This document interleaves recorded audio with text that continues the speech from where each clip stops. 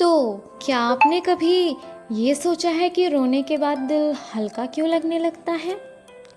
आज हम जानेंगे जब हम रोते हैं तब हमारे शरीर में और दिमाग के अंदर ऐसा होता क्या है। सबसे पहले हम ये जान लेते हैं कि जो हमारे आंसू होते हैं यानी टीयर्स, ये होते कितने टाइप्स के हैं, ये होते कितने प्रकार के हैं। जी, ये एक प्रकार के तो नहीं होते हैं, ये होते हैं 3 प्रकार के, जिसमें से पहला होता है बेसल टीयर। बेसल टीयर वो होता है, ये नॉर्मली हमारी आंखों को हमेशा ही वेट रखता है, हमेशा ही हमारी आंखें जो होती हैं नम रहती हैं, गीली रहती हैं, भीगी हुई रहती हैं। अब दूसरी बात करें तो वो होता है रिफ्लेक्स टीयर्स। जब हम प्याज काटते हैं या फिर जब हमें कहीं से हमारी आंखों में धुआं लगने लगता है तो हमारी आंखों में से आंसू आने ही लगते हैं। And the third one is emotional tears.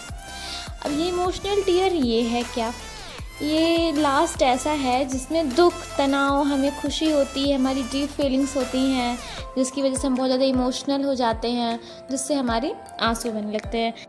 तो अब हम ये बात करेंगे कि हमारे दिमाग में ऐसा होता क्या है। हमारे ब्रेन में एक लिम्बिक सिस्टम होता है जिसे हम लिम्बिक सिस्टम कहते हैं। जब हम बहुत ज़्यादा इमोशनल हो जाते हैं तो ये सिस्टम जो होता है एक्टिवेट हो जाता है, और इसके बाद हमारा जो ब्रेन है वो टीयर ग्लैंड्स को, हमारी जो टीयर ग्लैंड्स होती हैं उनको सिग्नल भेजने लगता है, जिससे हमारे आँखों से आंसू बहने स्टार्ट हो जाते हैं।